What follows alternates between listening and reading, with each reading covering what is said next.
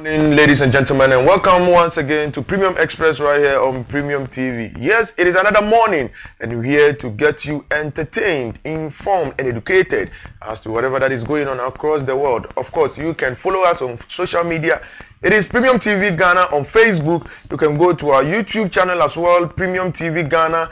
You subscribe to us, you like, you share our videos. We get interactive. Of course, you can also send your messages. We will read it right here for you, your greetings, your ideas, as to explanations you would want to give. You send your comments both on YouTube and on Facebook as well. We'll read it right here for you. Of course, we hear my panelists are seated, newspaper review, and we'll be going details into some other issues of the country. Stick and stay. We'll be going for a quick commercial break. We'll be right back.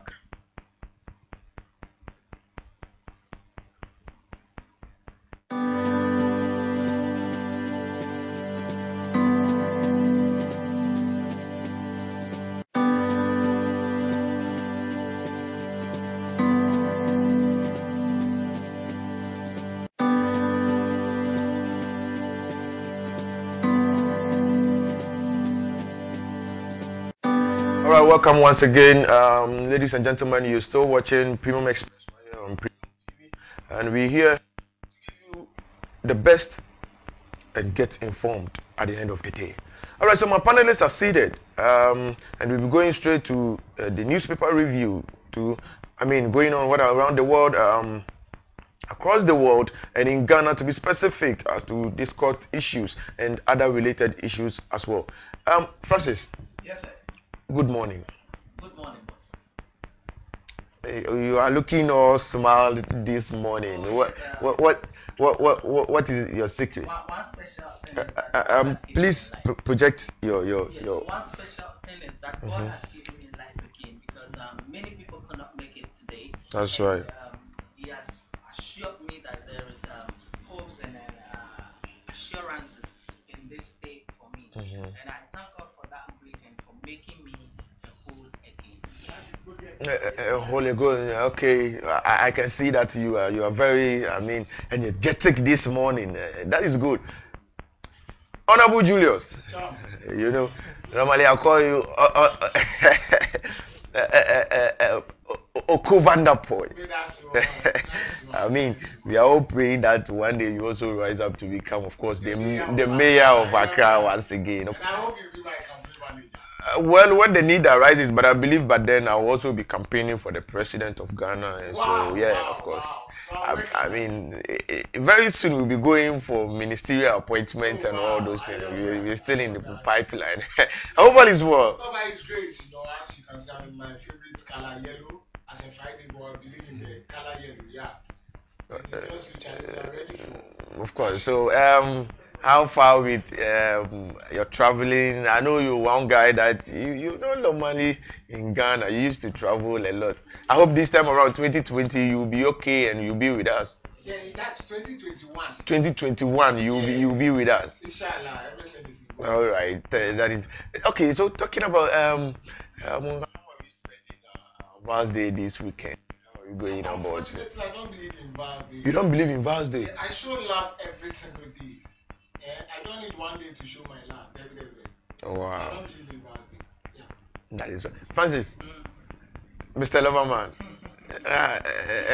how are you going to spend this Vals Day? It's a special day that we used to celebrate Valentine, who created that impression for us. And we want to celebrate him because of one thing that we want to do. You see, Vals Day is special, so we need to take that special day and celebrate it very well. Wow, we need to take that special day and then celebrate it very well. Okay, ladies and gentlemen, let's go straight to our newspaper review and let's start business as soon as possible. All right, so starting from the Daily Statement, page 4, reconstruction of Takoradi Market cycle to begin.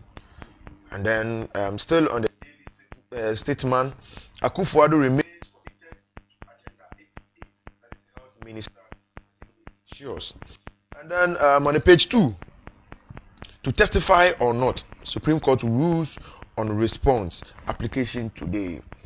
Okay, so let's get Francis. The construction of Takoradi Market Circle. I mean, the Daily Statement has come out to say that it's going to be commenced very soon.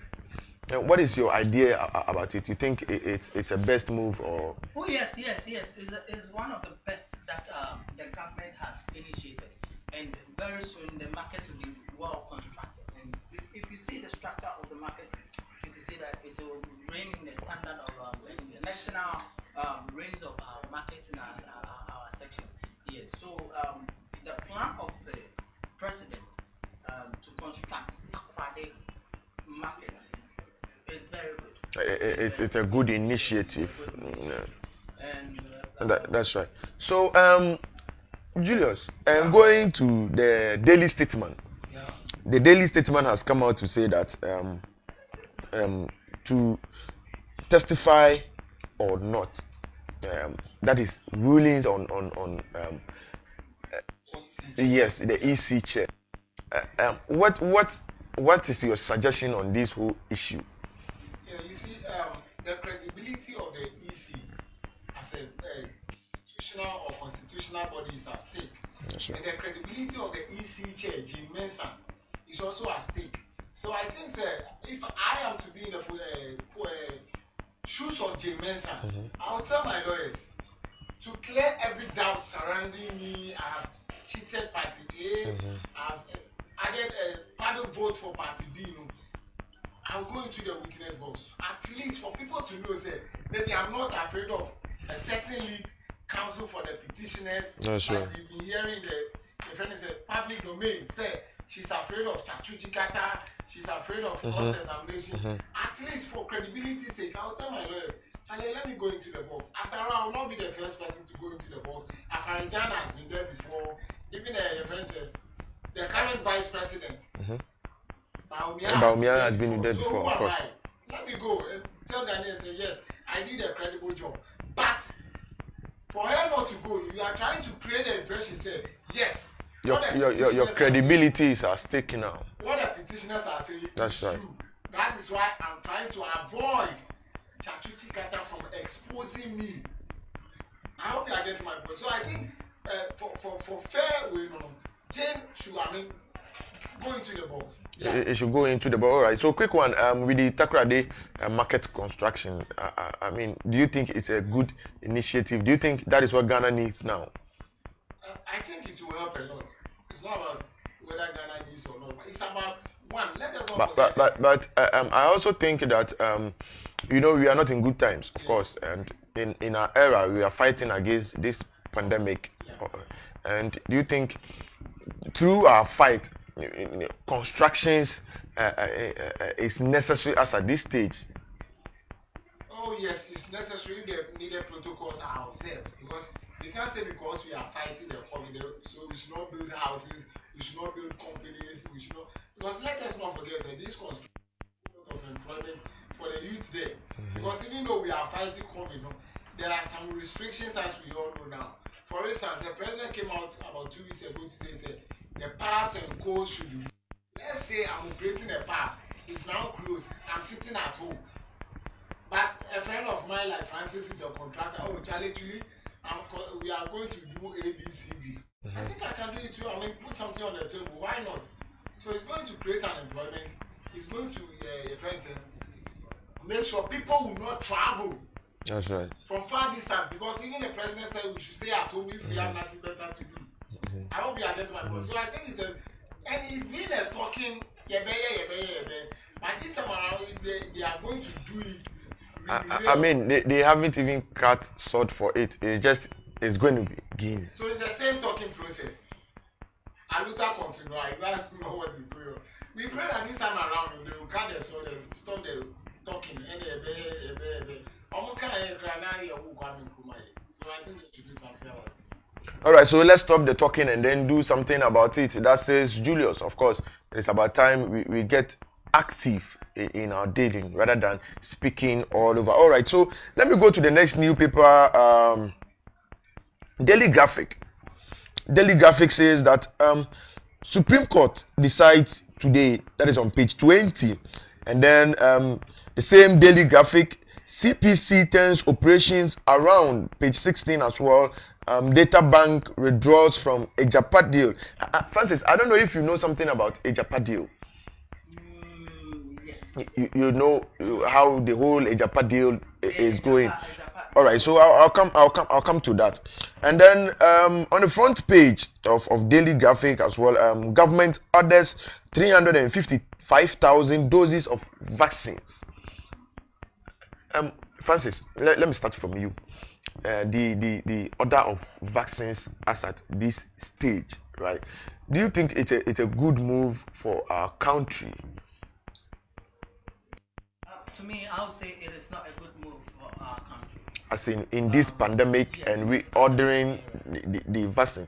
Ordering things from outside to our country. Why do we need to order vaccines from our country? Maybe that is what is certified by the World Health Organization. In this case, World Health Organization, if they are World Health Organization has certified it, which we have herbs that can cure our COVID issues in Ghana here. You get it? So in that case, why don't we all use our herbs and then try to do much things? You can see that there are a lot of claims coming outside from Africa saying that if you inject the vaccines to yourself, it becomes a blockage. I mean, those are alleged issues. Because Francis, let's get on this issue. Before a vaccine can be spread across the world, it means it goes through series of processes. You get me? Right from World Health Organization needs to approve it first. Before they approve it, it means they test it. It goes through technical process before coming out. You get me? Yes, for it to go across the world. So people sitting somewhere to say that maybe the vaccines have some side effect. I think we have to use it first. Up to now, we haven't had any case officially claiming that, well, this person died out of the vaccine, or this person had this problem out of the vaccine. And so we need to wait for that till it happens. Claiming and alleged issues, I mean, we don't need to put it into consideration. For me, I will not accept that the government should rather import vaccines to our country, whilst we have people who are good, even more help of COVID-19. So it's a waste of time. Honorable Julius, government ordering 355,000 doses of COVID vaccines. Do you think it will help our country? Is enough for our country, Ghana, and it will be helpful to the country as well? I think that would be very sad for our mother country, Ghana. I don't know how God in heaven will see us today. He will be laughing at us, or he will be very sorry for creating Ghanaians. Because it's like... Why would you say that? Yeah, because it's like, I don't know. Do you know that if Nkrumah should be alive today, Ghana would never attain independence? The reason being that... If Nkrumah should be alive today, Ghana will never attain independence. You know the reason why? Because at the time, they gave him all the support that a black man is capable of handling his own affairs. As we speak here in Ghana, we know a lot of Ghanaians, prominent ones, who have gotten the virus, and they came out to tell us that they use, like my brother said, our own herbal, the neem trees and the coals, to cure themselves. Today they are fit as you and I. You go to Rwanda. As I speak to you, Rwanda is out of the World Health Organization. Why? Because they said they've come out with a herb, and the herb is curing, it's working for them. But yes, the World Health Organization has refused to certify that herb, and they are coming out with their own vaccines. It's like God has given you something that you need per your weather, per your whatever system, and you are telling me you don't trust it, but you are trusting someone's own from outside. I'm happy you asked my brother if somebody has come out with a complaint, say we use vaccine. Has it get any complication? Have we also heard, say, Kwame Mansa have been tested with the vaccine before? The answer is no. So who has the tested upon before bringing it to Africa? Who? Are they coming to do the test case here in Africa? Let's assume say my brother is sick, or the first vaccine, what happens? Then we will say, oh sorry, they didn't trust A, B, C, D. Meanwhile, we have our local health that is curing people from this coronavirus. We had Honorable Kennedy in Japan. When they came out, I saw the poor what are we doing about it? Because it's local, because it's natural health, no, so we don't trust it. We want vaccines from outside. I mean, what possibility is because it has worked for them over us here. When God has blessed us with the trees, the herbs, of course, especially our immune systems are different, and we different. That we have, the weather is different. It's different. You see, so we are so. Are you saying we should embrace our local remedies for the cure rather than it's local because God did not give it to them. God in His wisdom knows what we need and gave it to us. Well, in their side also they have other herbs that it's local to them. So they should take their herbs. Let's take our own. Somebody has said, Nyanko boy has never been ungrateful to any of us here. He knows what we need. Don't let us forget that He created the earth before creating man. Now we also know that our herbs, we can't just stand up one day and come out with any herb and say that any vaccine from this local remedy and say that we are using them. At the end of the day, we believe that it goes through process. Like I said earlier on, even if you finish, you would have to go through the World Health Organization for approval before it comes to Ghana Standard Authority for approval. All those procedures, you get me? Do you think it is going to be any way safer for us? Each other way, we've never come out with any vaccine for approval for World Health Organization to say that it is bad. But in any case, let's be real with ourselves. Let's say, you see, somebody like me, let me use myself as an example. Somebody like me, I only go to the hospital for checkup basis to know whether everything is okay. But when I'm seriously sick, I know those who knows me are watching. When I'm seriously sick, I don't go to the hospital. I just roam. I see a neem tree. I'll tear some lime. I'll boil it. 2 days, I'm okay. I don't need any certification from the World Health Organization whether I'm okay or not, because me not begin the body. So what I said, me area meaning. When I'm fit, I know. So it's high time as Africans we should trust in our local herbs we have here, because like you said, they have their system, they have their weathers. It's different from ours. God knows why He placed us here, and He knows why He placed all those herbs here. We have to appreciate it. That's a normal family, but they should make sure the vaccine is coming with some of the old white people, especially those who are nearer to their friends grave, and they should test it on them. Oh yeah, it's serious. They should test but I mean, it it has been tested and approved by the world that we can use it. How many Ghanaians were tested with it? That we can use it. With how many Ghanaians in the testing side here? Well, it might not be Ghanaians, but might have some sort of Africans testing. Paracetamol can work for my brother here, but it may not work for me.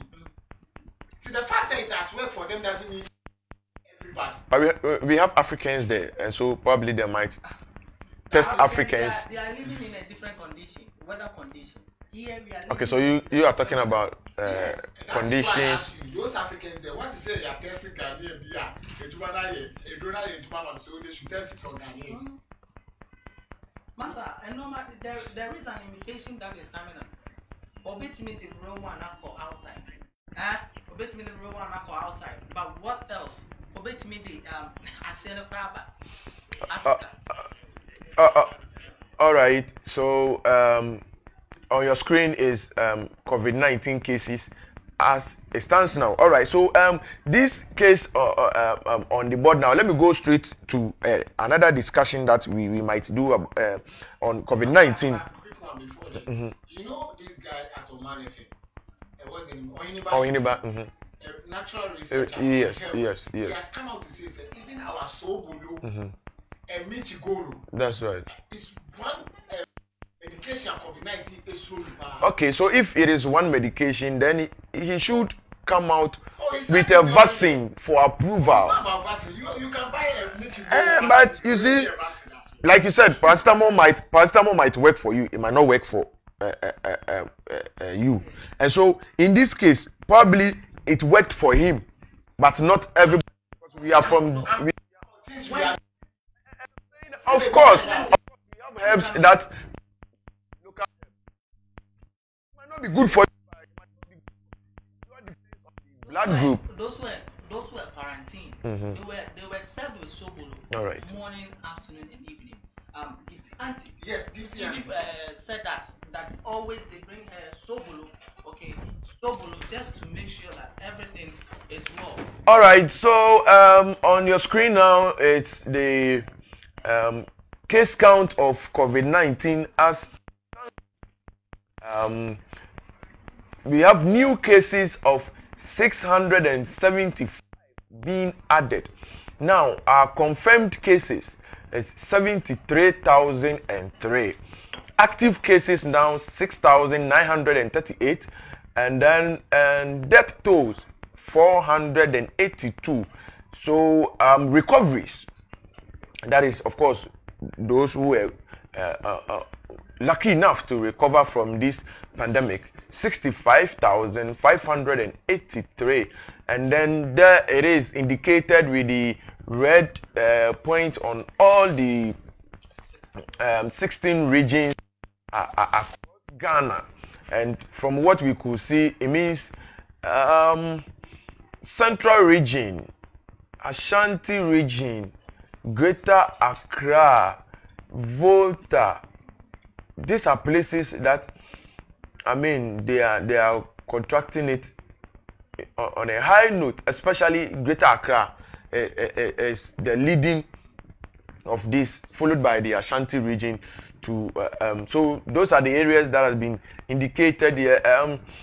I wish I could have the number of cases recorded in both regions, so that we can go on it and then talk about the number of cases recorded on both regions. So of course, that was on your screen. And so so getting straight to COVID-19, the Insight has come out to say that on page 8 that 1,700. Can you please give it more zooming for me so that we can see it, and then read it out there? Well, I think it's on the screen now. As to all the regions and cases recorded, it's on the screen, and so you can just watch it and then know your region, how increasing it is going, and then take your precautions serious. You get me?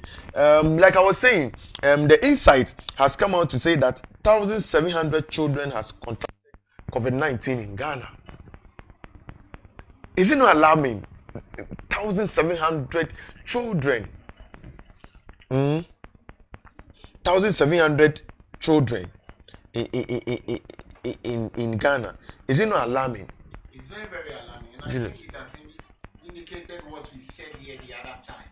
Said that earlier the president closed down these minor schools, like the primary, the grades, the kindergartens. The better it will be for this country, because these are kids who cannot control themselves. Kids who have no idea about the safety protocol. The only thing they know is that the mask are changing it to say a mask, but they don't know what the COVID-19 really is. So I think like I said, it's very alarming. The government, the president has to speak coming weekend with respect to that. All right, so you hold on for me. Let me go straight to the regions and number of cases recorded. So we have Greater Accra leading, Greater Accra region leading by 42,715 cases recorded. Ashanti region follows 13,191, Western region 4,078, Eastern region 3,161, Central region 2,468, followed by Volta region 1,181, Bono East region 882, Northern region 802, Upper East region 775.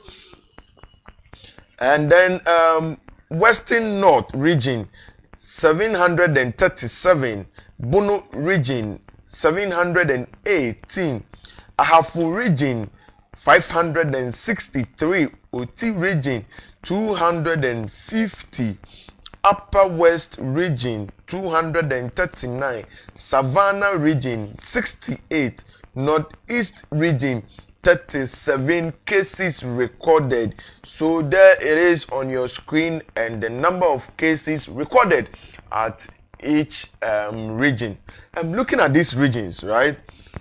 You could see that it's Northeast that has the lowest of it being 37. Considering all this region, I mean, it has come to a clear indication that COVID-19 has spread across Ghana. What happened to our contact tracing? What happened to you continue to our contact tracing? Yeah, with respect to contact tracing, I think somewhere last 3 weeks, we heard in the news from a sister station that some of the frontliners were complaining that they've not been paid the what do you call it, monies they were promised. So because of that, they want to sit at home. They can't, sacrifice their life anymore because, and it's true. Let's say you promise the person this is what we will give you, and at the end of the day, we've had series of news of some of them even contacting the disease, and these are the people who are fighting for our lives. If we cannot take care of them, that's right. Then what it means is that if Kwame gets it, automatically everybody who is associated with Kwame will also get it, because we are not taking good care of the person. So I think that the authorities must come up. The Minister of Health, I believe very soon he will also be going to the vetting, and I think he so should even be the first, because the Minister of Health is already on vetting, and that is how come he said that government has ordered 355,000 doses of. I think that's a very good move, so that at least they should be done with him. But you know, when this case, we had our first case in Ghana, the government was working tirelessly on this COVID issue, giving updates day in, day out. But for some time now, we hardly see Honorable Kojo Oppong-Nkrumah and his communication team coming up to give us update on this whole COVID issue and as how it is spreading. Is it that government has relaxed on COVID? Government has not relaxed. Then what might be the case? If you could recall very well, I made it clear in my initial submission. Said God will be very sad at Ghanaians today, and I will still repeat it, because yes, Kojo Oppong-Nkrumah during the peak of the COVID, we know that at least every 3 days we are in collaboration with the Ghana Health Service and the Ministry of Information. They will come out and tell the public the status and your friends how far they have reached with the COVID, what government is doing, and they even educate the public as to what we should do to combat this virus. But today, as I speak with you, Kojo Oppong-Nkrumah, the information minister, who is supposed to be educating Ghanaians right now with respect to the COVID, is now in court speaking for the second respondent.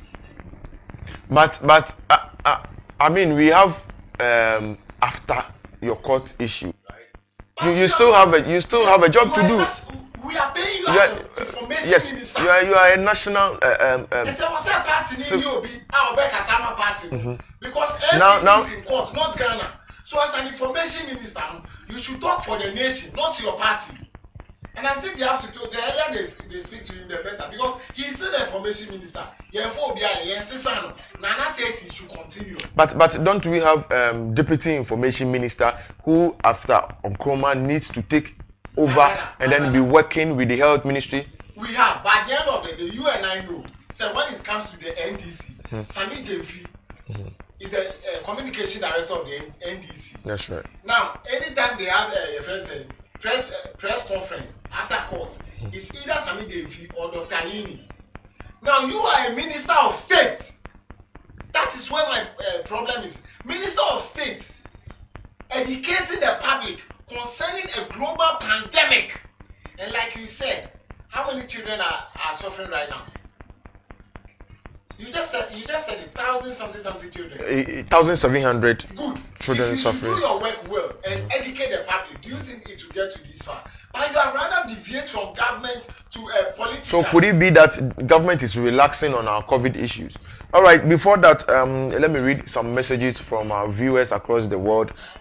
This one from Faustina Amponsa Ajiman says, good morning. Anyway, good morning to you, Faustina. I know you're watching us, and thank you for watching us every day. Of course, you can share to friends for them to get the information as well. The way you are being educative, you can still share to friends on Facebook. And then, of course, on YouTube as well, you can just go and then subscribe, share the link to friends for them to also go and then watch it over there.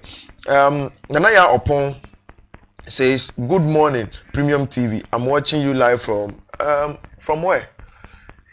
You need to come out with where you're watching us from. Men's Kweku say Men's Kweku gives us thumbs up, meaning we are doing a good work.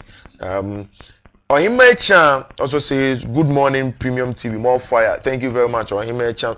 And then Akwasi Asante Kisi Raymond says, good morning, Ghana. Good morning, Premium TV. Nice show. Thank you very much, Akwasi Kisi Raymond. We appreciate your time with us. Julius, continue for me.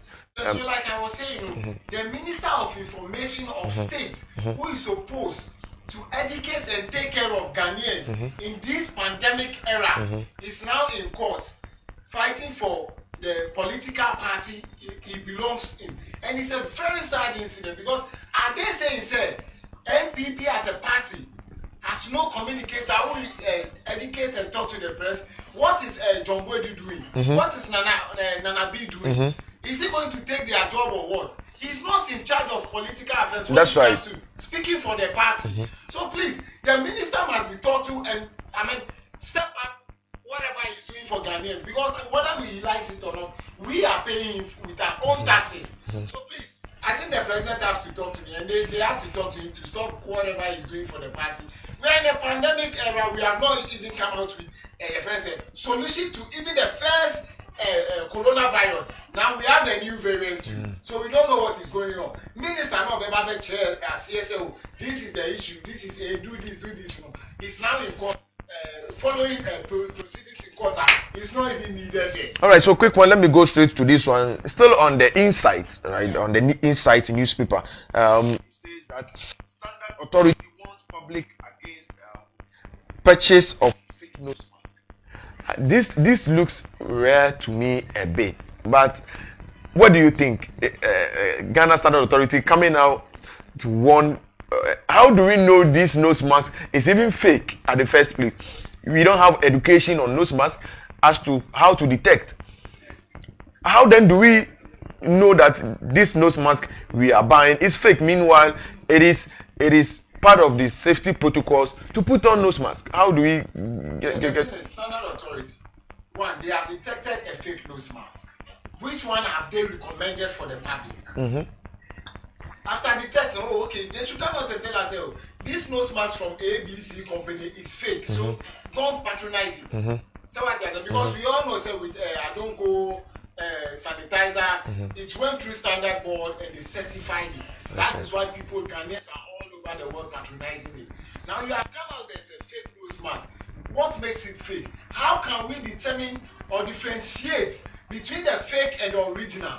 Where is the education? Because the person to educate Ghanaians is now in court, following proceedings live and canon, where his presence is not even needed because he's not a lead counsel, he's not going to testify in the boss, and I don't see the reason why he's even following them. Meanwhile, like you said, we need to have education on even how to wear the mask. Because sometimes it's a problem. Yes. You see people draw it below their nose. Some people draw it above their mouth.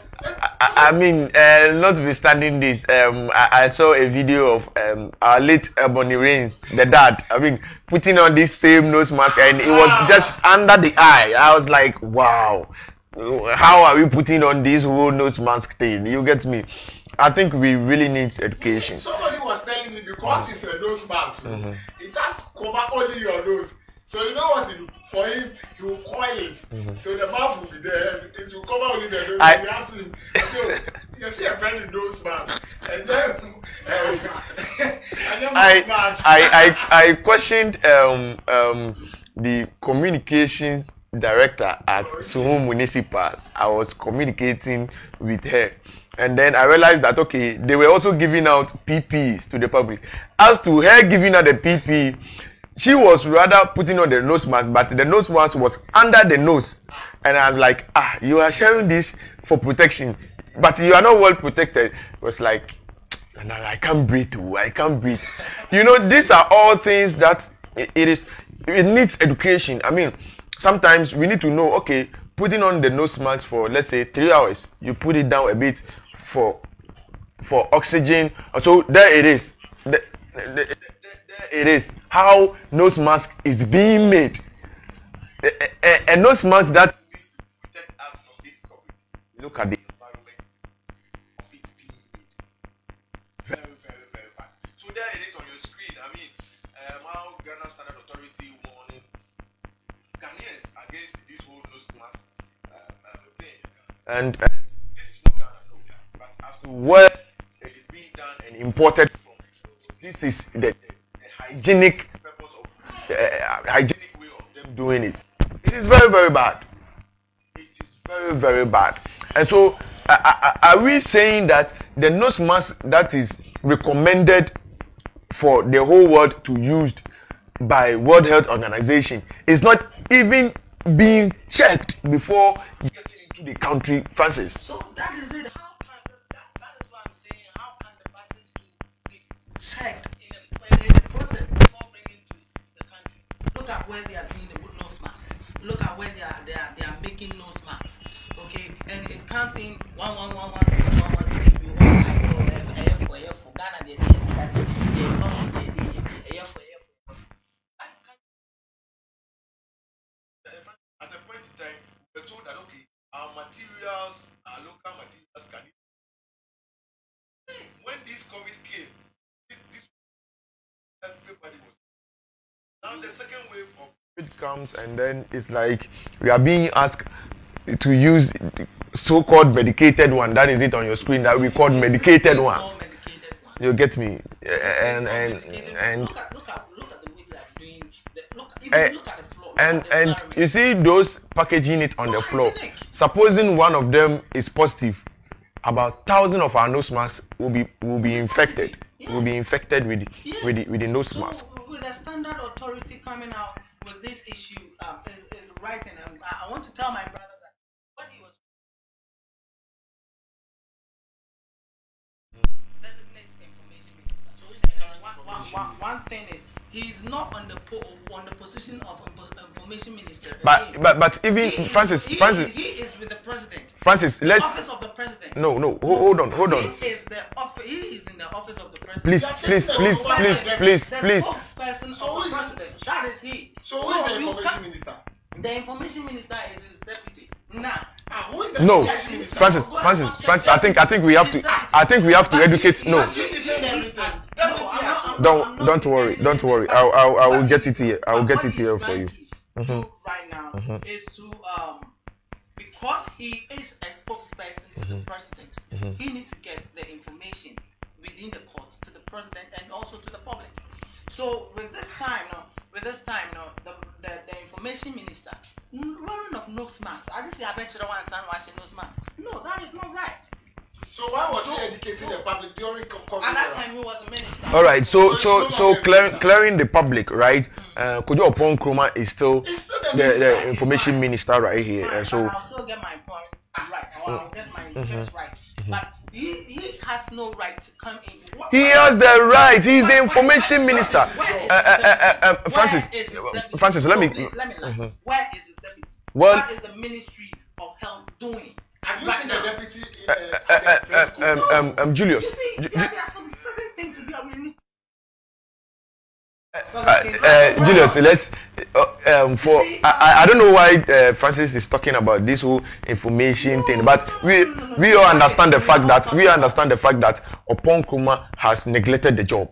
That is it. It's a simple fact. In what way? Francis, Julius. In what way? Julius, coming to you, Neglection in coming what to way? you, assessing government on this second wave of pandemic. How would you assess government? Like you just said, they have neglected us to our fate.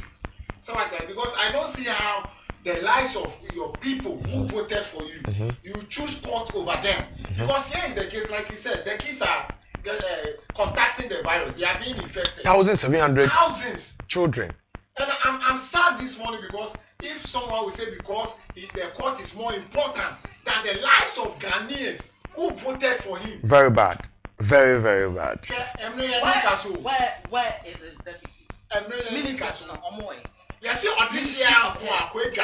you the leader, you can't find it. You expect Ministry your of Health. Away. Oh, come on, what are you saying? His deputy. Away. Have you ever seen Yeah, the all deputy there. addressing What about the press contact before? tracing? Almost so here. What's the name of his deputy? Masa, sir, information minister, I will know any information about COVID. I better know about information or better informing the public. So, are you saying Are you getting my he's point? more or less a Hold on. Julius. He's a minister of state. That is what we are talking about, not a political appointee. Minister of state. Hold on for We are Julius talking to land. about a minister of state who has sworn an oath to serve the people of Ghana, not a political party. He's no longer. And then, excuse my word. And then, if Kojo Okonkuma dies, he will be buried like the late President Rawlings because he's a minister of state. Yes. And they will give him a state burial. He's a public figure as well. Yes, but I want to emphasize on the ministry aspect. He's in charge of a ministry, so you'll be given a state burial, not a family or political burial. That's and right. he has to understand that this is a minister who has sworn an oath in parliament to protect and preserve the people of Ghana. So what has happened now? Because of a court issue, you have to neglect our kids. Hold on. Over 1,000 kids are infected. Just 3-4 days ago, we were here when a young kid died because of COVID. Now today, you are telling us upon all the restrictions and the high rising in your friends, the cases, you have neglected and abandoned us to our fate. Until that court issue, Hold on. I'll come to you. is the court issue better or more important than the lives of Ghanaians? Have they been The vetted? president hold said on. something, and I will repeat it here. He said, when the economy is broken, we can revive it back. But when lives? But when lives are gone, That's there's right. nothing we can do about it. That's right. Because after Jesus Christ, nobody has resurrected any dead person alive. And the information minister should choose between winning a case and the lives of the people who put him there.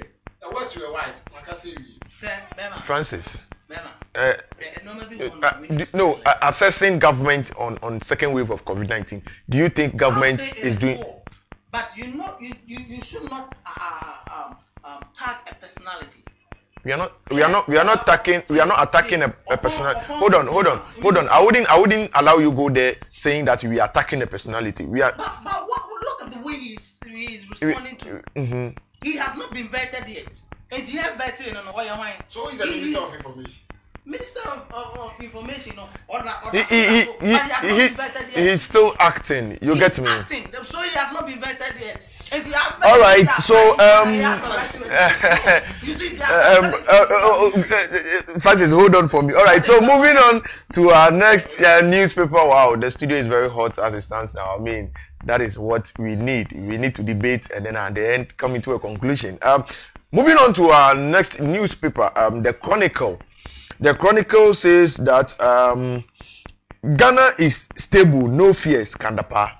And then how woman labor escaped death, land litigation and other cause of delay in construction of 88 district hospitals. Francis, let me start from you. Kandapa says that, Honorable Kandapa says that Ghana is very stable and so we shouldn't be panic. Of course, he is a security minister, and so when he says that he's talking about security, do you think Ghana is stable? Oh yes. Ghana is stable? Yes, Ghana is stable. At security service? Yes, within the security service. Ghana is stable. You think so? Oh yes. Why? First, Ghana, the security personnel were, let me say, inactive in their post. This time around, you will see that the security is working effectively to bring down the aims of what bad people in our community. Do you get it?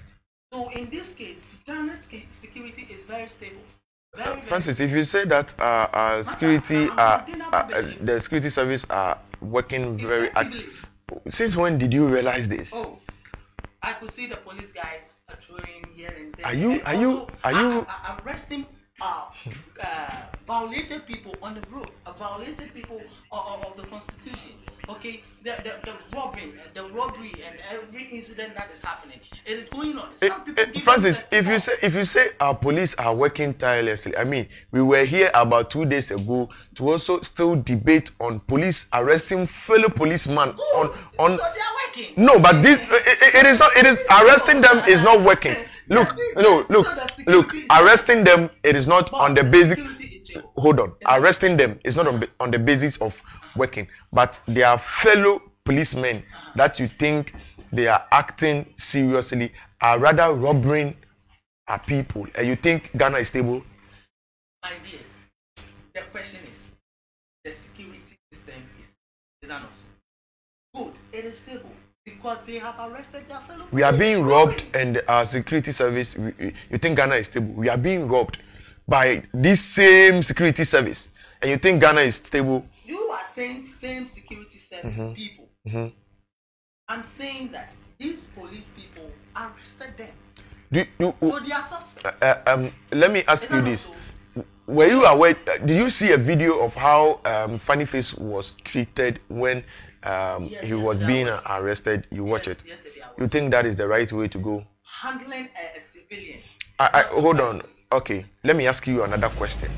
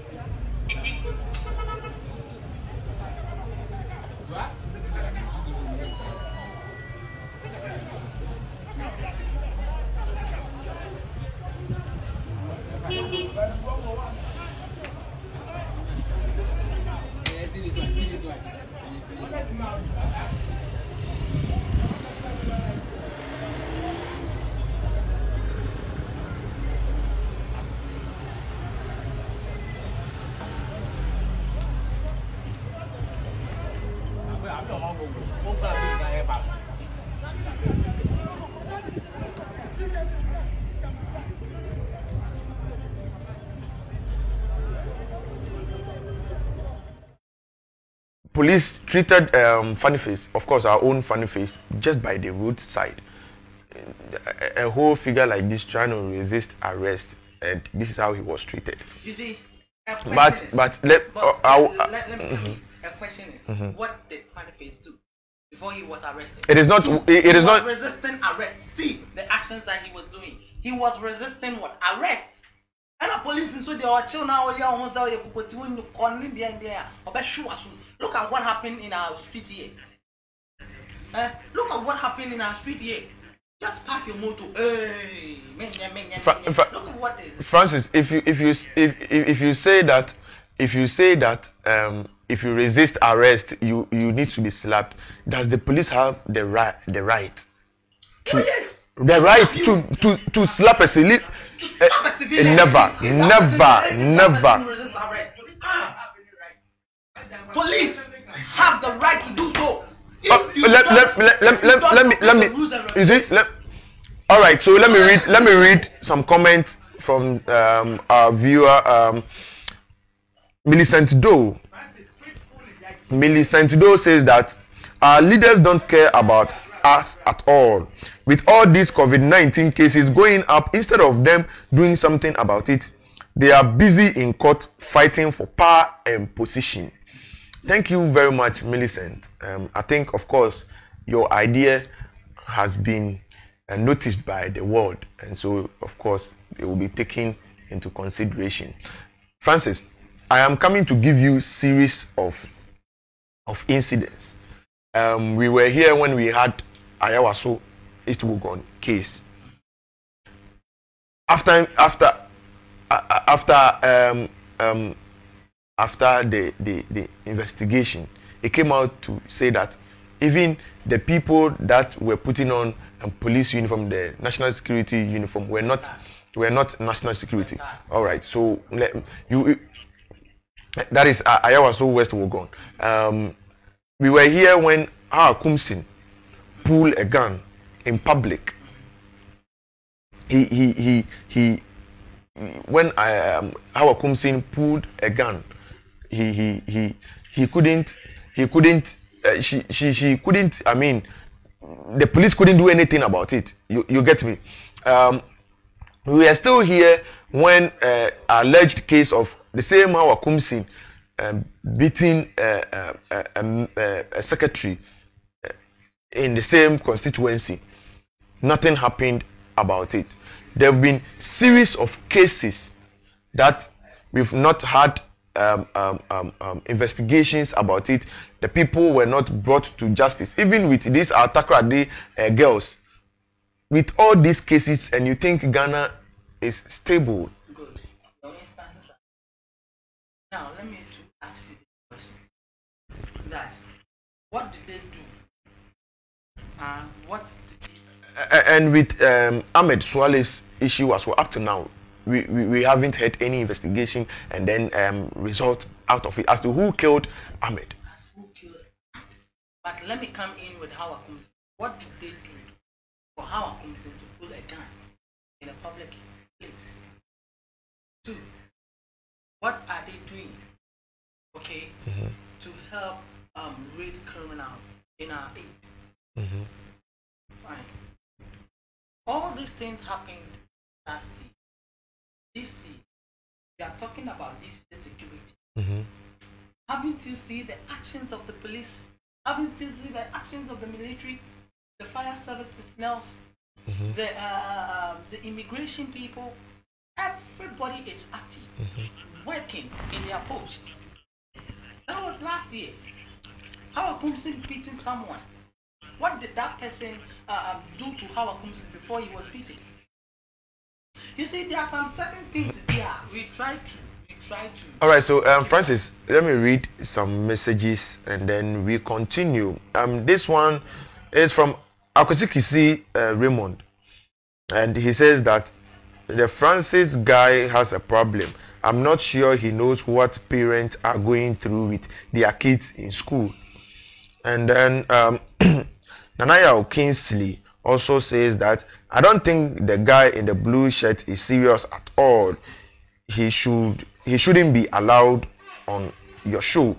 Nanaya, well, sometimes we disagree to agree, and so not all times. At the end of the day, we think that we want the best for Ghana, and so of course, Francis is educated. I mean, a well-educated personnel as well, and so sometimes he talks on the note of certain people that, all right, even though this is the case, but this is how others might think as well. We take all those notes and then get them into conclusion, and then at the end of the day, we arrive at a good note for the country Ghana. And so, Francis. Yes, sir. Let's. See, so as I was talking, all these things happened last year, last 2 years. Some West Wagon, Ayawaso West Wagon. You could see that some NDC personnel were attacking the widow. They need to protect her. And will someone stand in the public and also pull a gun? But you and I know that we were in this country when we had an information that 2 Canadians were kidnapped within 2 days. Good. So how come our own up to now we haven't seen them? We don't know suspects. We don't have victims. But with Canadians within 2 days, we arrested them with these whole people. What is, are they working for the outside world or to the satisfaction of the people internally? Terrorists are the chief CID. At that time, terrorists are yes, the chief CID at that time came to claim that they have found the girl. And they have not found the girl. And you think the service is working? You come out to preach false news. These things happened last year. But So if we should go all back these to things, our look, local- all these things happened last year. But own pockets. Kandapa has also been a security minister for the past 4 years. So if he says that Ghana is stable, he's not talking about today as we stand now, Good. but So if right Ghana from. is stable, maybe he has got something on his notes that Ghana is stable. Thank you very much, Julius. Do you think Ghana is stable? You know what? I think we are here to educate the public, irrespective of where we are coming from or our party affiliations. That's right. We should do our jobs professionally as journalists. Okay? There are two types of vetting going on as I speak to you. We have the newly appointed ministers who are going to be vetted, and the old ministers who are already in the system. And for them, their vetting will be based on their achievements in the past 4 years. Like you said, Kandapa has been there for years now. And every question they are going to ask him is based on the past 4 years. And I'll be in a very good position to ask who or what has happened to the killer of JB Damfa. Says what has happened to him? He's still enjoying, true or false? That's right. Now, what has happened? What has happened to the killers or the kidnappers of our young Takrady girls, who the old CID chief Tiwa came out to tell us that she knows where they are safe, so Ghanaians should be very calm. Only to go on a U-turn and come back and tell Ghanaians say we have found skeleton bones of the children, but they are no more alive. So the question is, when you told us they were alive, where did you see them? We are looking for them. Their parents are looking for them, and you've gone to see them to assure Ghanaians that they are alive. You know where they are. I want us to focus more on Ghana Police Service, because they are always with us every day. You get me? My problem is that, is it that Ghana Police Service, they don't know their job, or probably they are being influenced by a political party? But you see, it's like whether they are being influenced or not, the chief police officer is appointed by the president. So at the end of the day, you know, he might get some interest with respect to what we call the order from above. That's what he has said. Like I was saying, you know, they came out to tell us that the girls are safe. We know where they are. So security-wise, if I'm a parent, I'll sleep. Because I've been thinking, say, my child is dead. But I've been assured, say, he's alive. Because the CID Kamponu have come out, say, what he tells me, he said, he knows what he's talking about. But unfortunately, it took about 3 to 6 months. And some of the catchers are more Kolani bones. But like you said, 2 Canadians, they are not Ghanaians. What does he tell us? We were in this country. Let's talk about this guy. I'm a Swali. Master, a politician in the public domain. He shows a video and a picture of a civilian who is doing his work as a journalist, like you and I. This guy is a targeted guy. Anybody who sees him should either cut him, kill him, do anything you like, and I will stand for it. Within a period of less than 2 weeks, the guy is dead. Like I said, he's a journalist like you and I. It could be you, it could be me. And then what has happened to that politician? He's still in parliament. I think he was invited by the CID, wrote the statement, and then at the end of the day, investigation is still going on.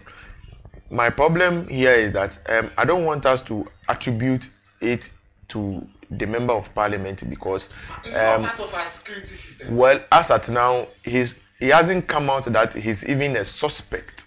They only invited him to come and then write a statement, and investigation is still ongoing. So we can't conclude that it is as a result that is why Ahmed Suale was dead. But we just Oh, okay. taking it from a general note. In fact, when Ahmed Suale died, up to now, we haven't heard anything about it. And that is what we are assessing. And that's why it's a shame. That is why we are assessing the Ghana police on, and Yes, even the it's a CID very department. shame, and we have to be ashamed of ourselves as journalists if we should sit here to defend and act against our fellow journalist who has been shot and dead. His family, his wife, his children, we don't even know whether they are being taken care of or not. And we sit here to defend that what they did to him is okay. Fine. No. Julius, no, don't misquote me. I never said what they did to him is okay.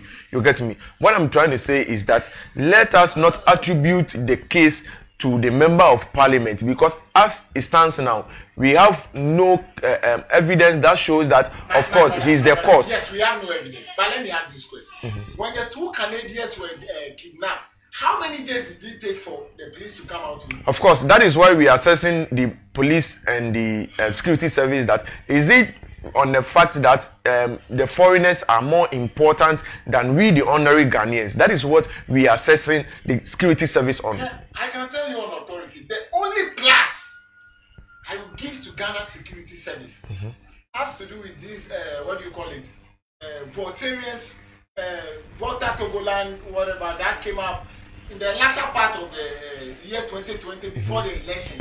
They were burning, your friend is saying, ties here and there, blocking roads, trying to divide Ghana because something said Ghana is part of their country here.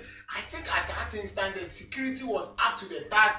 They, even though there were lapses because we heard of STC passes that were banned at home, you ask yourself, were there no securities at the time?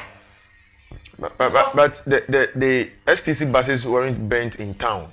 They were burnt in bush. And so probably it was an action before the police could arrive at the scene. Maybe it has already happened. The STC bus, is it not a state-owned bus? That's right. And these people are attacking state-owned properties. And you are telling me because it's in the bush, it's no longer recognized as a state-owned buses or what? Is that not what we are trying to say?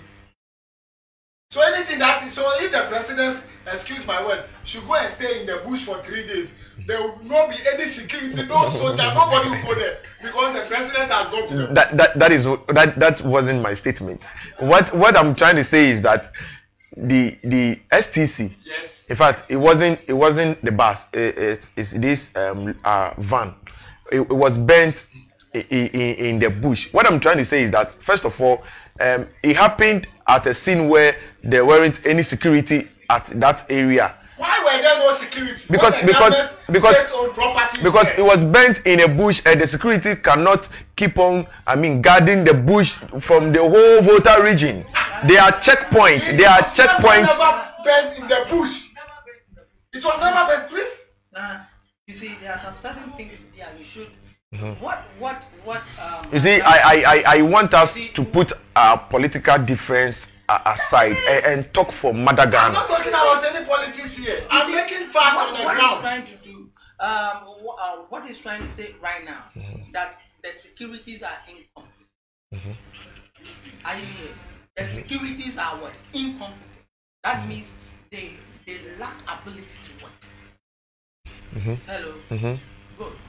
The logistics have been provided well, but they need more. You see, there were two police officers where a land guard went to shoot them at Kaswa. Look at the way the rapid response came in to attack these people and arrest these people, and they are still in the custody of police. The honorable MP that he was saying, he was invited also in a BNI office to come in to make a statement. Still, the report has not come out as he is a suspect. Francis, but he did not say. Please, if it should be you, he did not say that we should. All right.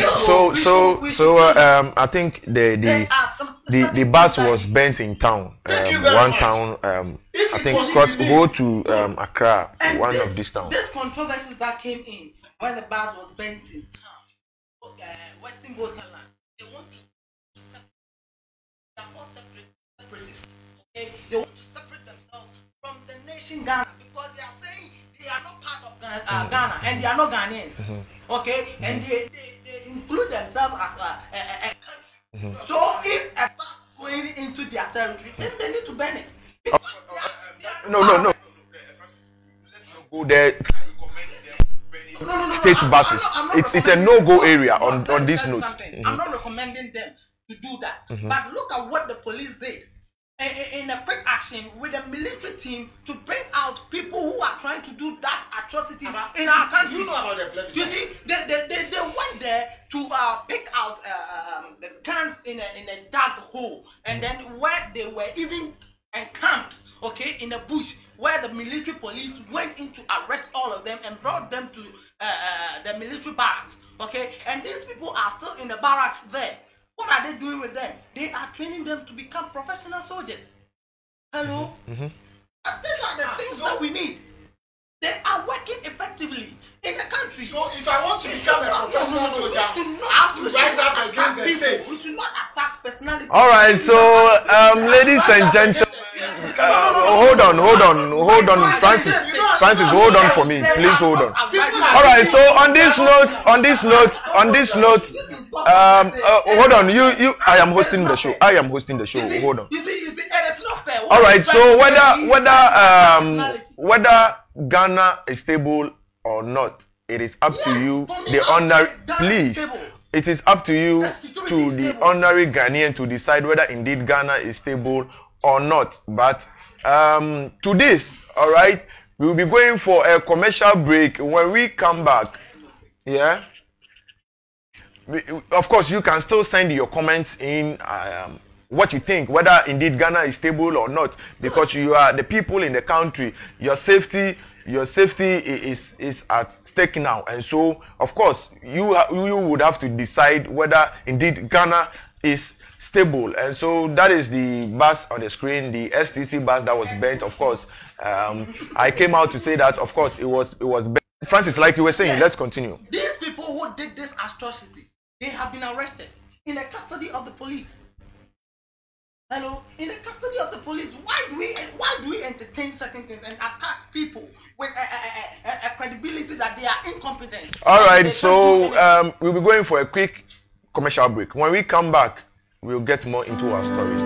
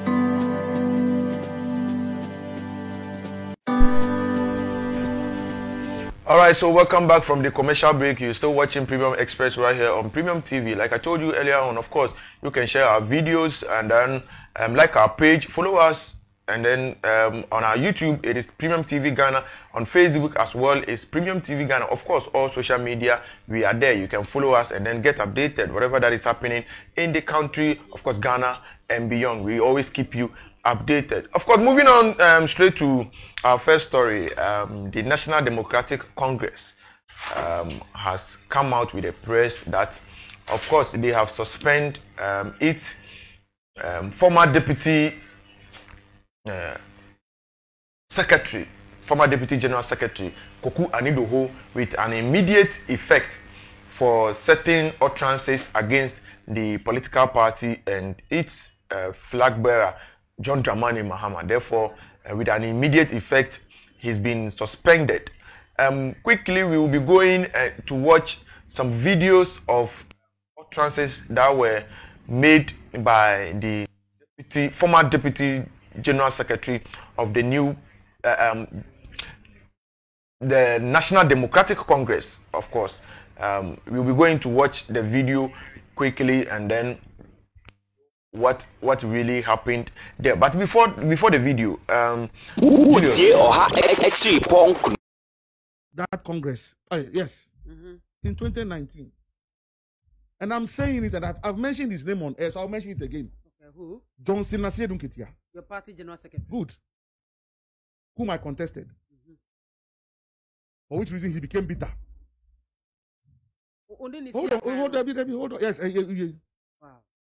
When Ofosu Ampofo, our party chairman, was invited to the BNI, me, Koku Anidoho, because of what happened to me, the solidarity, I also went. I was not in the headquarters, but I went. I went, and one of your colleague journalists, not necessarily despite group, but a journalist, he was giving some report to his media room.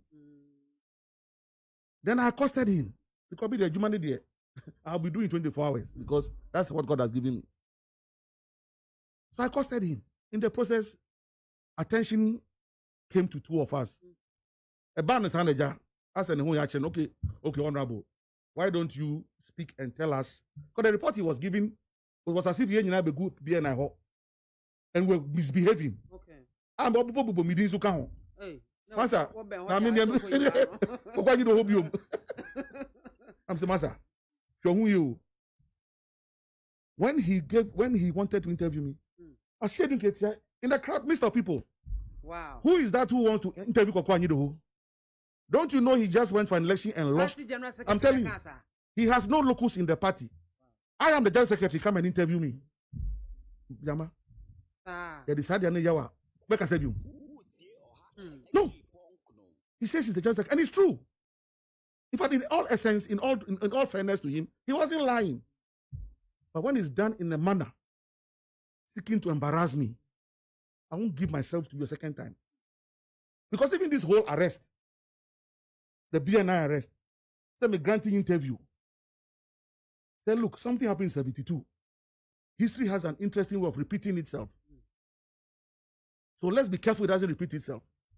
The next morning, the same as Ketia was on OKFM.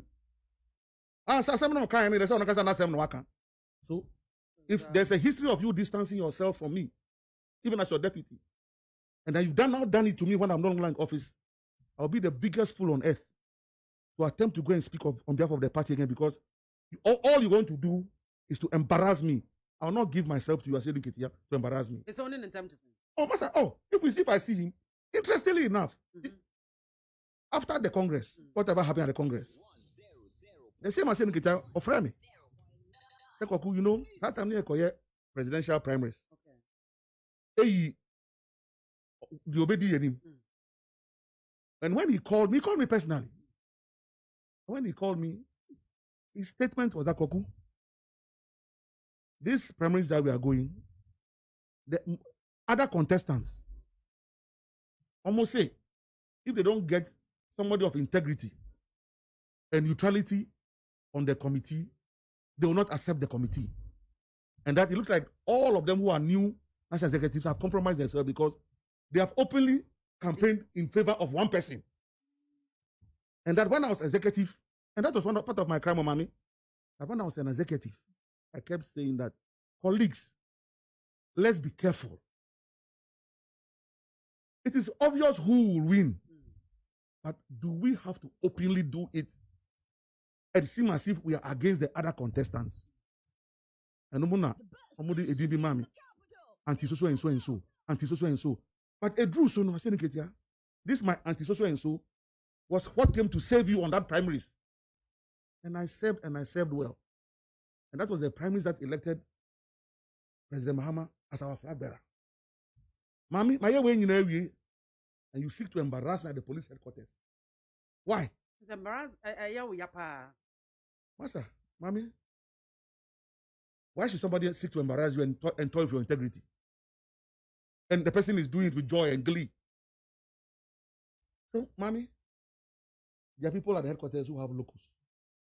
Let them do what we used to do when we had locus. I have not left the NDC, but just like medical doctors, pharmacists, lawyers who belong to the NDC MPP are allowed to go and do their everyday job. Today, my everyday job is the Atamils Institute. That's as simple as that. And nobody will stop me from pursuing my everyday job. Only former Anase leader for now. Only in attempt. Skip. I was a woman mighty and I was so a go out here no.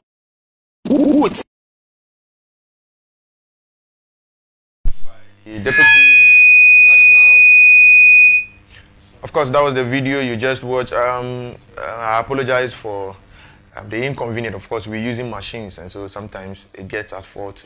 This is not by us, but we still apologize to you, our cherished viewers. So that was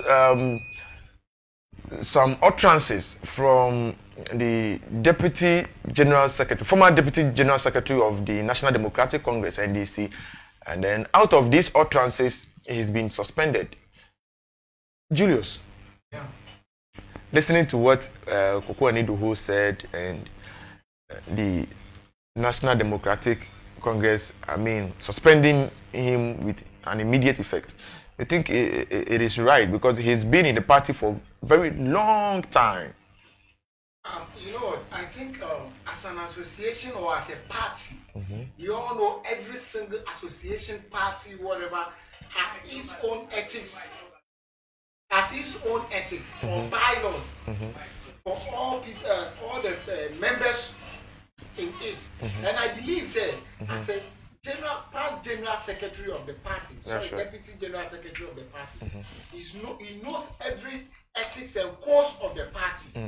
The fact that you've been voted out doesn't mean you are out of the party. I hope you are getting my point. Yeah, I do. So I expect Koko Anidoho to know better. As a former deputy general secretary, your words that you speak even today carries weight because people make reference out of it based on where you have been before. For instance, we have former presidents here in Ghana. The fact that they are no longer president doesn't mean that whatever they will say it will have no effect. No, they have been there before, and they have that respect and dignity and honor that the state gives unto them. Now, I think Koko deviated a bit because these things started coming over the past few months. The head of the Blue Regional Caucus of the NDC sending letters here and there that Koko has made utterances. I think that if Koko wants to be in the party or remain as a member of the party, the honorable thing he should have done is to consent the disciplinary committee, sit with them. Oh, this is not what I said. A, B, C, and D. They should resolve this amicably because it's indicating the lapses and disunity in the NDC party. Now, if you listen to Koko Anidoho's interview very well, it tells you that personally he has issues with the current General Secretary, Asiedun Ketia, because he made it clear that there was a point in time journalists came to interview him, and Asiedun was like, "Why do you have to interview him? He's nobody. He was my former deputy general secretary, but now he's not even the deputy because Otukuno is now the deputy of the." So it's like Koko sees himself being disrespected by the current. So I think that as a party, what you have to do is go straight to the person, let the person know, my brother said I'm not happy with it. Then you close the gap. But it's like almost only one say or you'll be. I see you do someone who say or you'll be. So I think say he's now on suspension. Suspension doesn't mean you are sacked. It means you are suspended for a period of time. And I think that with this suspension, Kwaku has the right and the opportunity to go back to the party and resolve issues peacefully with them. That is if he's willing to. But if you look at the way he's talking, him being on suspension, he has come out with several interviews to say that he will never work with former President John Dramani Mahama again. So don't you think it's a way of getting rid of Kwaku Enidoho from the party? Yeah, that's why I landed saying it's making it look as if say Adena was in after all knows what he has his own businesses here and there. Let us not forget he's the president of the Atamils Foundation. He has people he has employed. So it's like he doesn't care. Let us also not forget the fact that just like the late President Rawlings, Kwaku has also developed a fond relationship with the current president. Yes. He has developed, and he comes on air to praise the president here and there. On several occasions. I think that is where the party is not happy with. Because if we are contesting with the person, we are even in court with the person. Then they are who you love him, he's your man. But Julius, don't you think that, of course, even though we are doing politics, sometimes we need to tell the truth. If the person is doing well, we need to praise him to do more. That is where, like I said, the code of ethics or the rules of the party comes in. Because for somebody who has risen to the position of Deputy General Secretary, I believe he has followed the party from foundation level and knows every code of ethics, every rules of the party. And I think that they are also taking him on with respect to the codes and ethics of the party. Say, you know, say, if you're a member of the party, you don't have to say this on air, you don't have to do this, you have to do that. The fact that you are not in your position as the secretary anymore, part of the NDC, it means you are still a member, a card-bearing member of the party, and therefore you should know better. That's where I'm taking this from. So I think if Kwaku go back to them and have a sit with them, I don't see any problem. But like he said, he has the right to choose whether or not to work with the former president or not. All right, Francis, we all heard what the National Democratic Congress has come out with, suspending Kwaku Enidoho. We are humans. Sometimes we make mistakes. Don't you think that the party and tell him that, look, this is our agenda, and so you don't deviate from it, rather than, suspending him? That is a good party for Kwaku Enidoho. He has worked, since Jerry's, so the time he has become a deputy since this. Okay, and he contested with with the general secretary on several occasions. But he has made a big. Why would you say that? Deserve an applause. The reason why I'm saying that, he trying to advise a Stephen Ketia on a certain move to also try to push him higher to a certain bit of life, okay, making him assure that everything is well. Let's come to Atamil's regime. When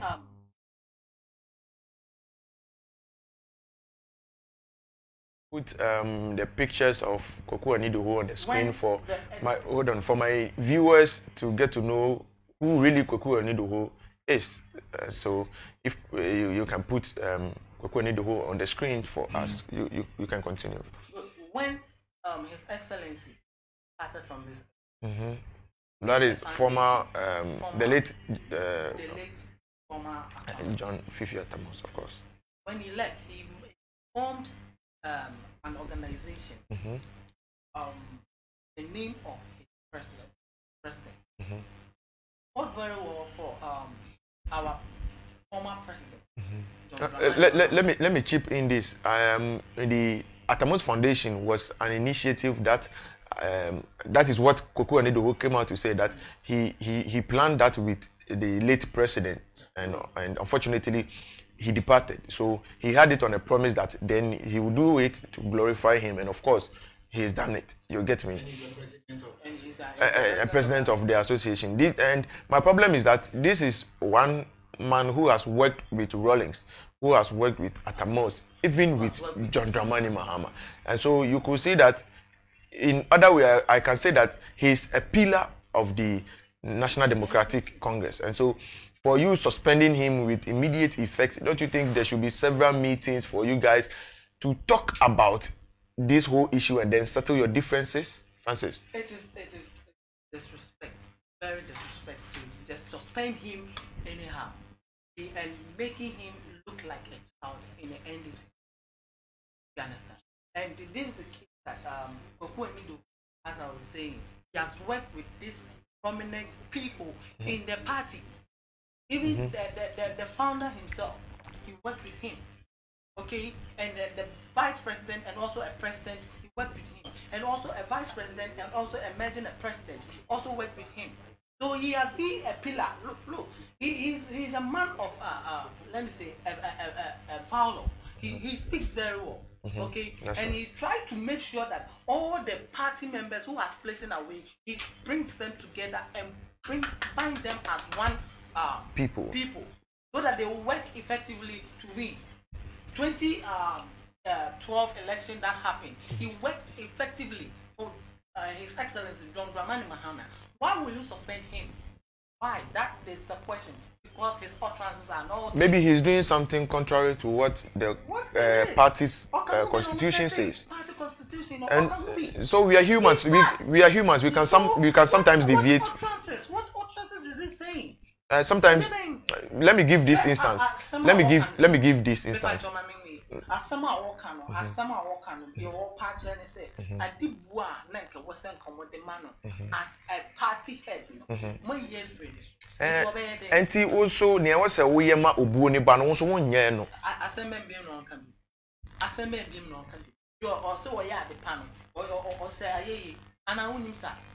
So, Kotina baby, no, as a president, you've done well. President is doing this. President, oh, good initiative. Then. No, on your one, so now a backslash to MPP government in 2020, 2008. And no, man, and backlash before in terms of not doing good work. So, Francis, let me ask you this: could it be that Koko Anidoho has changed from maybe doing politics of whether good or bad allows you to telling the truth to the people?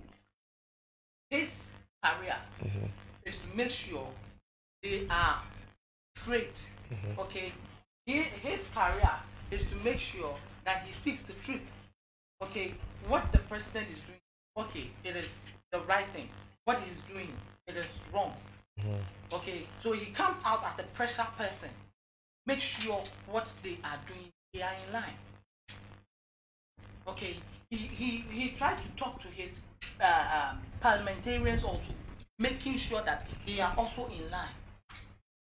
Look at what has happened. And Kananko Wumupa so Wumua NDC. Do you think the children of NDC rise up and then tell them that tell their people that go the town, we have won, anyone, you can do anything. Well, this is the same Koko Anidoho who came out to say that we are in a comfortable lead, and at the end of the day, that one was 2012. It doesn't change anything. 2016, we are in comfortable lead. 2016, and when found someone question markets. No, he did not say that. But the NDC has never come out, Francis. The NDC has never come out to say that there are people. It is their people that are burning the market. Never. Investigations are still going on. It was doctored, right? It was doctored. It was one person. It was not kind. It was doctored. That is it.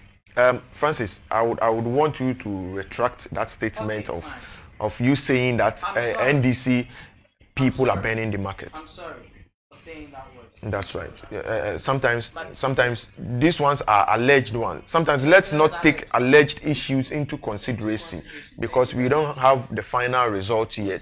When it's out, it's then that we can conclude on it. Julius, quickly, 1 minute with this whole Kwaku Onidoho and NDC Buhaha. What do you think needs to be done? Okay. First of all, let me make a correction here. I think Charlotte hand over power to Akufo-Addo. I remember when Kwaku said they are comfortably.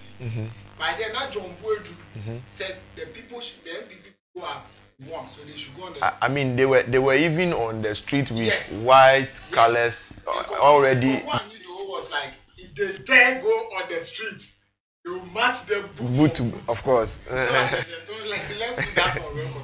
So I think, be it whether Kwaku has offended the party or the party has offended Kwaku, like I said earlier on, suspension is not sacking. Kwaku should just meet the executives of the party. They should see how best they can sit and smoke, have this pipe. What he has here. I don't think we will see a training time. All right, I don't think so. We'll say a training time. Moving on to our next topic, the Ghana Fire Service. I think recently we even discussed about them. We were telling people what is for court. The Ghana Fire Service has come out to say that, in fact, there's been a series of accusations going around in Ghana as to whenever they go to fire scenes, there's no, they don't go with water, and which is not true. Therefore, every tender at their station, whether broken down vehicles or not, there's water in their tender. They've come out with a press release, and my producers will work hard for us to get the PRO on the line so that we talk to him and then get more details as to what is really going on and the accusations that has come to their notice. But to you, Julius, do you think that the Ghana Fire Service has always gone to fire scenes with waters in their tenders? Do I think whether they go? Yes. Have you noticed a series of them? Because we've had series of fire scenes and fire outbreaks, and the most complaints we have is that fire service comes to the scene without water. And here is the case. They are denying that fact, that it is never true. They always go there with water in their tenders. Yeah, but you know what? Let's put it on record. You see, whenever we call them, what we tell them, say, Patrol, is this fire service? There's a house burning at where I stay.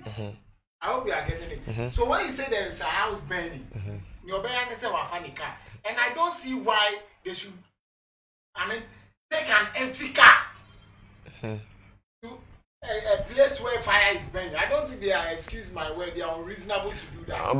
But these accusations has not been once, has not been twice. I'm coming there. Don't worry, we'll get there. So I don't think they are unreasonable to do that. What happens, like I said, maybe somebody has called, Charlie, there's a house burning at where I am. Now, the car has got to the destination. Okodru on a house. Maybe it started from one house, but it has expanded to various houses. And maybe you spray 1, 2, 3. They are humans. They will shot and call for reinforcement. That is why many a times we see a place of burning fire. There are 2 or more fire tenders there. I don't know if you have realized that. Because some people will say, hey, Charlie, again, it's more than what we expect. So let's call for reinforcement. They will call other police from other stations and they will come in. So sometimes they might get there, the waters might get short. But it's like I said, they are human institutions. There are times, like you said, I want to believe, say, it might be said they went there and the water was not enough.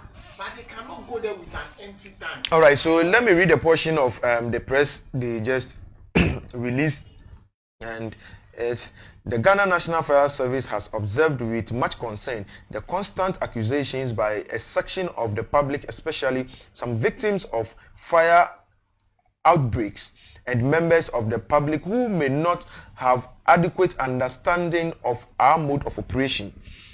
And it's like, first, Every fire tender at the station, including the broken down tenders and water, the broken down tenders have water in them, and therefore serviceable tenders always move to fire scenes with water. That is what they said first. Secondly, the fire tenders does not carry only water. There are other compartments that contains horses, firefighting equipment, and tools, as well as road traffic collision extrication equipment, and other rescue equipment for emergency operation. 3. There's a compartment for water that contains 3,000 liters or 4,000 liters of water for firefighting, which can be dispensed within a period of 8 minutes, depending on the density of the fire dealt with. These are about 3 parts that they are claiming that anytime they go on scenes, these are some of the things they go along with. Yeah, and to my notice, 3,000 to 4,000 liters of water in every tender. Then why would, the public still accuse them of coming there with? It depends on how far the fire has expanded. For instance, if you are coming to, let me make a case of the Circle Dubai fire issue when it rained. Master, it took 4 tenders, and even that it started from 2 a.m. as of 5:30, 6 o'clock before the fire came down. So with that, just one tender cannot even switch off that fire. But if it's maybe I'm in a single room in the SCR, and they say, well, actually, about 30 minutes, they are done and they are gone. But let's assume it's a story building, it's a school, and sometimes, like we said the other time, the layout to the destination, sometimes it's a problem. Sometimes they might come with their tender all right, but if you are planning on no so I didn't grab a do with the action. Not on your access, so they have to bring in buckets, bowls, so I think that the Works and Housing Minister should also come into this, because though they might have their tools, their tenders like you just read, but sometimes to the layout of the roads to the various destinations might cause them. Do you think it is because we don't have proper layout in our building, our estates and other areas? This might be the reason why they find it difficult, quenching fires at the fire scene. For the estates, we have a proper layout there, because we know those there, they are very, very disciplined. Unlike our Zongos and normal big area of this. Because you know what? You will tell somebody, say, Master, where you are building is a water log, it's a water passing. You say, oh, in fact, still I'll build there. And you know what? Sometimes the AMS will go and give you a friend say, removal warning, not even permit, removal warning, stop building. At midnight, when everybody is asleep, before the next day, now they block the BAC, so you can't break it because it will be property. So I think our institutions must also rise up this time around and make sure that people are building at the correct places, so that in case of fire burning, whatever, when the tender comes, it will have straight access to make sure everybody is safe, properties are safe, and lives are also safe. Coming to you, Francis, do you think with the press release, Ghana Fire Service has come out with saying that it is not true with the accusations? You think it is right? They always go to fire scenes with tenders, water in them? Oh, yes. They always go to scenes with... They always go to fire scenes with water. Okay. But at times when they are short of water, they find a location where water is flowing. Then they take some and then but mostly they are filled with their water tenders, so that quick response they can. So that is some scenes of the Ghana Fire Service fighting some fire scenes. Some of them are even holding buckets and then throwing water into it like that. It means this is one tender that is going. So if this is what happens, then why would they say before fire service comes in with their tender, why would they say that they always get to scenes with water in their tenders? You get me? Because the people are fighting the water with their ordinary water. So there it is on your screen how our service sometimes fights fires at fire scenes, you know. Wow. So, Francis, you continue with me. These people, I would say their work is one of the tedious work in the security. That's right. I mean, we all accept the fact. Yes, because they are crane tenders, moving up to the higher story buildings, that and are falls in within the fourth floor. Okay.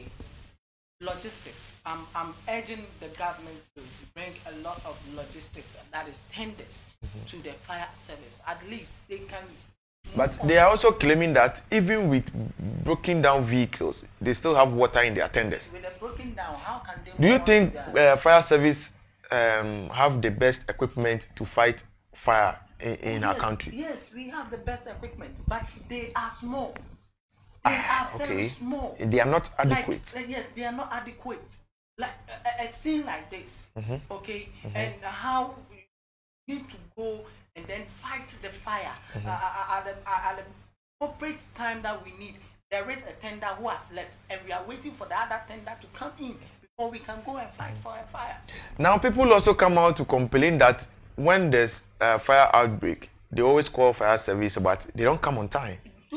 They don't come on time because our tenders are small. They are not adequate. But if you have a small tender, but you see with the release they came out, they have about 3,000 to 4,000 liters of water. I mean, it's enough to even fight for some time before you even order for a backup. The reason why I'm saying this is that a district has one, not two.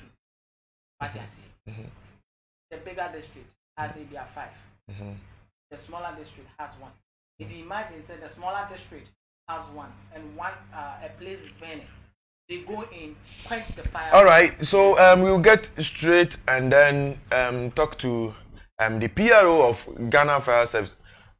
Yes, sir. Good morning, sir. Good morning, sir. And welcome to Premium TV. Thank you, sir. I hope all is well. All right. Boss, it has come to our notice that the Ghana Fire Service has come out with a press saying that, of course, there's been accusations by the general public saying that they don't go to fire scenes with tenders with water in them. And the service has also come out to deny this fact. How true is it, sir? Yes, it is true that most of the time when we go to the fire scene, people accuse us of not bringing water to the fire scene. But what I want to say is that about 97% of firefighting is done with water. So how possible that we can go to a water scene without water? It's not possible. And what do we go and do over there? So we have taken our time to explain the processes before we start fighting the fire for the people to understand very well. When we get to a fire scene, we have to do some assessment before we start fighting the fire. Okay. First of all, when we get there and it involves electricity, we must call the electricity company to cut off power before we fight the fire. We don't do that, then somebody will die because water is not a good conductor of electricity. Most of the time, when we get there and we see this problem and we call electricity, we have to wait for them to put it off. And in the process of waiting, people pass all sort of comments, forgetting that what we are doing is risky, can cause the life of somebody. So this is the first scenario. The second scenario is that when we get to the scene, immediately the first fire engine, the crew leader says that the water that is in the tender cannot do the firefighting, or it's not enough for the firefighting. It will call for a second pump. Okay. So by the time it starts fighting the fire, the second pump will come in, not to fight the fire, but to supply the water to the first fire engine. Okay. When it's supplies water to the first fire engine to move away. When somebody tells upon it, it will say that, oh, right now, that this one going to fight the fire, the water is going. Meanwhile, it's not even the first one, it's the second pump that has come to discharge water and it's going away. Okay. There are several scenarios, and they come and supply water to the base pump and then leave and go and look for water. When people see this, they say we don't do one. It's not true. And so we are urging the public that they should be patient with us. They should draw near to us, whenever they don't understand something, for us to explain to them. Sir, let me ask you this. There have been series of scenes that shows that your personnel always fight fire with water in buckets. We've had series of sin and accusation. How true is this as well? It is not true. We only, when we finish fighting the fire, and we observe that there are pockets of fires within certain areas. That is where we use buckets to douse them totally. We don't use buckets of water to fight fire. For instance, there was a fire at Shiashi. We were able to douse the fire, but we observed that because of the combustible nature of the materials in the fire, there were some pockets of fire within as we are finished, and we don't have to leave those fires there. That's right. We use the buckets of water to douse those small fires that we see around. It's a normal practice.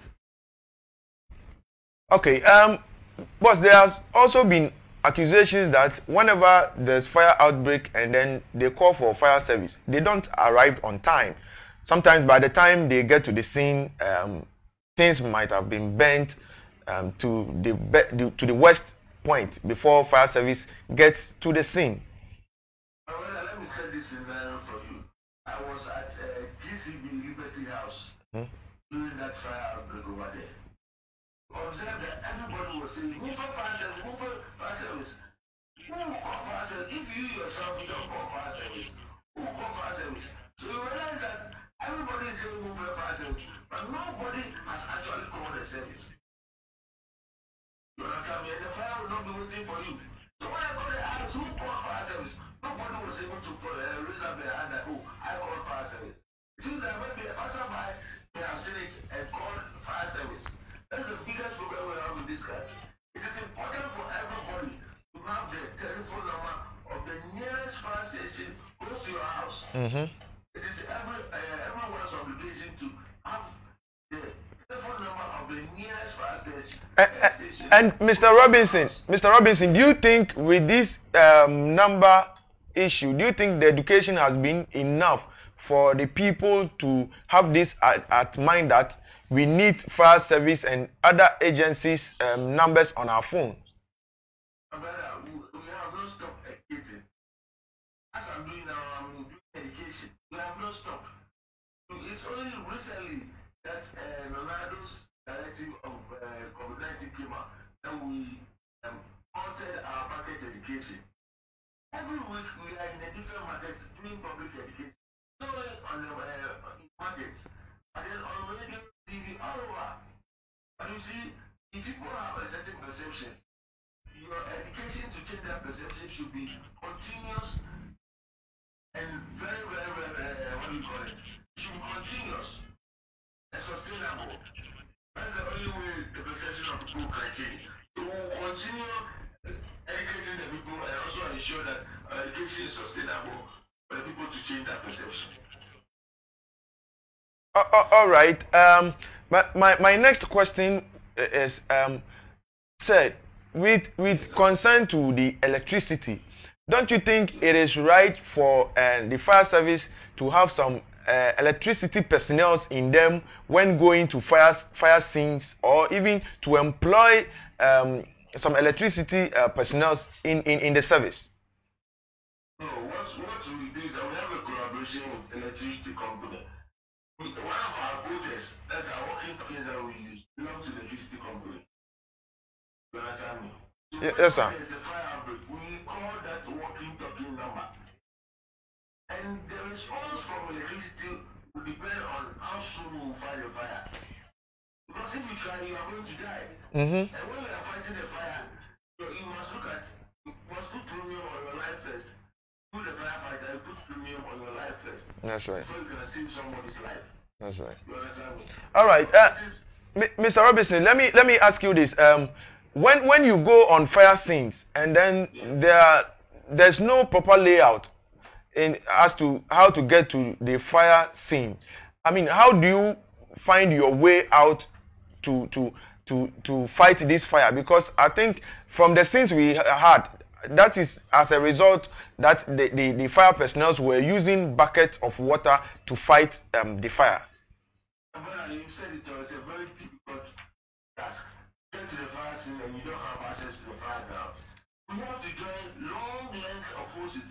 For example, the Kantamanto fire. To move around just to get to the first line of Kantamanto, we couldn't have any chance to get there because the route that we knew that was adjacent to the Liberty House Commercial Bank and Despite. That route, we realized that a trailer that discharged the hand grenade had been left at the middle of the road. So we couldn't enter. It was later that somebody told us we could use the CMB route. And even the CMB route, when we entered, because Kantamanto was furthest, we couldn't have any gate to pass through to Kantamanto. So we had to break some part of the wall and join long lengths of hose to the fire ground. Wow. When you do that, you don't get the correct pressure to even fight the fire. Wow. Wow. So these are some of the programs that we are having, and I think the public should really have patience with that. You see, we work with other stakeholders, and if the other stakeholders are not forthcoming, it affects our work. For instance, the hydrant that you see around, the company is supposed to manage the hydrant for the fire service to get water to do firefighting. Okay. Every Ghanaian who pays water bill pays 1% for firefighting. Wow. You understand me? Yes, sir. For that matter, water company has the responsibility of ensuring that the hydrant will flow for fire service to use the water to firefighting. When you move around as I speak to you, a lot of the hydrants have been blocked. So we have to travel longer distances, go to places where we will have water to do firefighting. And all this in the fire will not be waiting for you.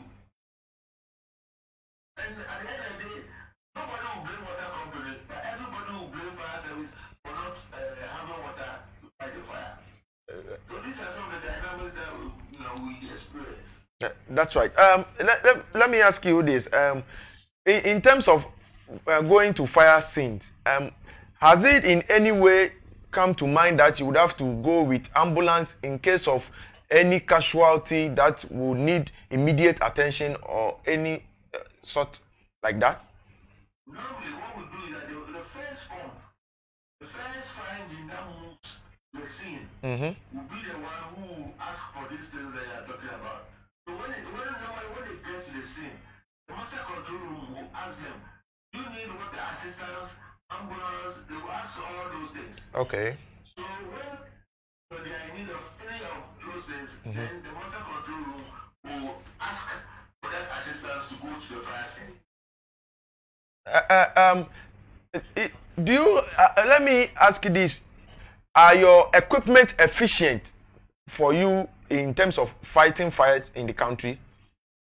My brother, as society develops and expands, you always need more sophisticated fire equipment to do our work efficiently. That's right.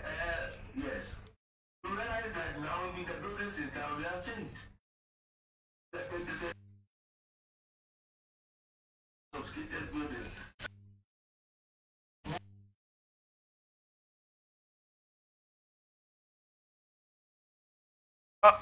Sir, talking about more taller buildings, do you have helicopters that fight fire in the country? We don't have helicopters. What happens is that buildings are, the drawings are supposed to be sent to fire service for us to convert the architectural drawing into fire engineering drawing. Wow. And when this is done, it means you are going to ensure that there's a smoke detector in the building, there's going to be a hose row in the building, there's systems in the building as well as will be put in the building on paper before in the building. You have all these facilities in. The firemen just listen. You only go to the 10th floor. There is water collected from the ground through a PVC pipe to the 10th floor, every floor. You only couple your hose to that opening over there, and then you find the fire at the 10th floor. But it's kind of unfortunate that most of the buildings and systems don't have these facilities that I'm talking about. Only the new buildings don't have such facilities. So it's quite a challenge. All right, Mr. Robinson, thank you very much for your time, and of course, thank you very much for your time being with us. I'm very grateful. All right, you're welcome. So that was Mr. Robinson, the PRO for Ghana Fire Service, who has just educated us on how they fight fire in our country. A quick one, 30 seconds, Francis, and then you add any shout out or any greetings to it. With what Mr. Robinson, the PRO, just said, do you think Ghana Service is doing, Ghana Fire Service is doing a good job? Ghana Fire Service is doing a very good job, because when it gets to this time around, they need electricity and cut off so that they be fire as early as possible. Education, they point also, they go into the market center, hit them, and give them fire distinct various point of market, so that they can also try and quench a fire before the fire also the firemen also. Okay. In terms of road and traffic, we are telling the road minister of road, and road, or to make an emergency road for the within the section of our road whereby emergency ambulance, fire service, police, they can pass through to rescue a moment. And water bill, we as he was saying, he said water bill, we pay 1% in water bill for them, so that they can quench it. It's very good that Ghanaians, we appreciate that we pay water bill 1%. That kind of snappy for me. In that case, Ghana, we make sure that Ghana Water Company, to build a lot of hydrants in our various streets and our various market centers and our various hotels and those kind of things, so that in times of that we can do. And electricity bill, we also pay 1% for the water and the fuel that they move for the country. So Ghana Fire Service are doing well. All right, Julius, a quick one. I think first of all, we've been educated this morning. That's right. So what it means, like Mr. Oko said, because that's his name, exactly. Like Mr. Oko said, when there's any fire outbreak, it's up to we, the general public. Once we have called the fire service and they are on their way coming, we should cut off every meter. You have to off your meters, because if they come and it's not about electricity, what it means is they will do everything. It's not enough in a mobile train. So they are coming to call the ECEs to come and check here and there. But I think we've been educated this morning. They have spoken about the layout procedures here and there, so I'll not go there. Let me say a very warm belated happy birthday to Jolie Lumor. I think we have a constant viewer here, Promise Amegadi. Exactly. Yeah, that's his wife. So that's right. Very, very warm belated happy birthday, even though it was yesterday. I learned the party is continuing to do it today. Of course, we are going to be there, yes. All right, so thank you very much. And this is where time will permit us to be. Let me say a very thank you to you, our viewer, watching, making time for us.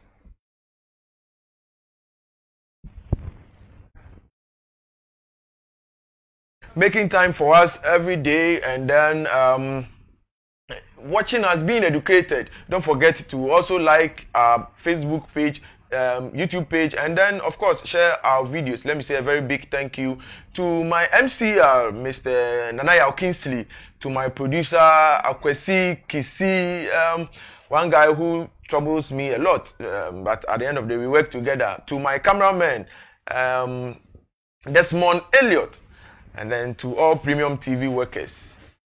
Same time next week, we will be here. like I always say, Ghana is not for one person. Ghana is for us all. Bye-bye.